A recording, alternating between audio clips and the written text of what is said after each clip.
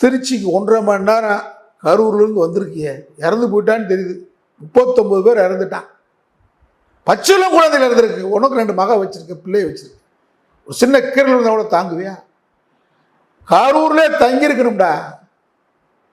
கரூர்லே தங்கி அந்த சகோதர சகோதரிகளுக்கு இறந்தவங்களுக்கு துக்கம் தெரிவித்து அவருடைய ஆறுதலை இருந்து அவங்களுக்கு பண்ண வேண்டியதை பண்ணியிருக்கணும். அந்த மாவட்ட செயலாளர்ல இந்த புஸ்லி இல்லை, ஆனந்த் இல்லை, ஒரு வேலும் இல்லை, ஆதவர்ஜனா இல்லை. யார் அங்கே இருக்கான்னு பார்த்தா 10 ரூபா பாட்டு பிடிச்சான்ல, பாட்டில் படித்த செந்தில் தானா திராவிட மாடல். நீ கூலி மாடல். கூலிக்காக பாஜக கூலிக்காக கூவினவன் விஜய். திராவிட மாடல் செந்தில் பாலாஜி உடனடியாக மருத்துவமனைக்கு. அவர் எப்படி 10 நிமிஷத்தில் போனாரு? 10 நிமிஷத்துல மருத்துவமனைக்கு போய் பக்கத்தில் இருக்கக்கூடிய நாமக்கல், சேலம், இங்கே இருக்கக்கூடிய திண்டுக்கல் இருக்கிற டாக்டர்களை பூரா அவரை வச்சு, அங்கே விடுப்பில் போன டாக்டர்கள், மருத்துவர்கள், செவிலியர்கள் அனைவரையும் அவரை வச்சு பார்த்து, தனியார் மருத்துவமனைக்குலாம் போட்டு எவ்வளவு நாளும் அவங்களுக்கு சிகிச்சை கொடுங்க, பணத்தை நாங்கள் கட்டுறோம்னு சொல்லுங்கடா திராவிட மாடல். 10 நிமிஷத்தில் முதலமைச்சருக்கு தகவல் கிடைச்சி தலைமைச் செயலம் போயிட்டார்.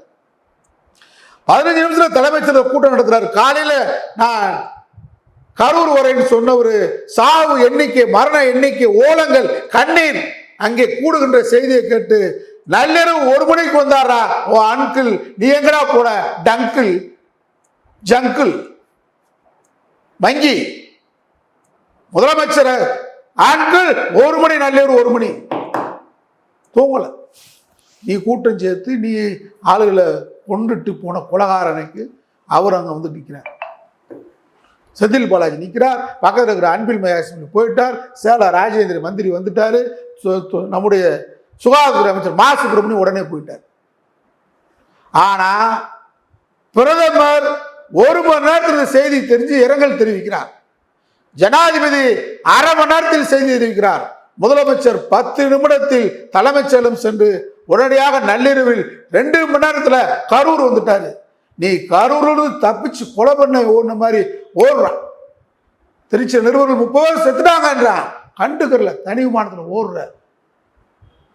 சென்னையில் நிருபர்கள் மறிக்கிறான், ஓடுறான். பனையூர்ல நிருபர் இருக்கான், ஓடுறான். சரி, பனையூர்ல போய் உட்கார்ந்து முதலமைச்சர் எப்படி நள்ளிரவிலிருந்த கோட்டையை திறந்து, இருட்டில் கோட்டையை திறந்து உட்கார்ந்து ஆலோசனை பண்ணாரு? நீ ஏன் நள்ளிரவுல பனையூர்ல உட்கார்ந்து எது சொந்த ஆலோசிச்சியா? இந்த இருக்கானே ஆதவ விளங்காதவன், இந்த புசிலி வெசிலி கிசிலி, இந்த திருட்டு பேர்ல கூட்டு பேசுனியா? இல்லை, தண்ணி அடிச்சு படுத்துக்கிட்டேன்.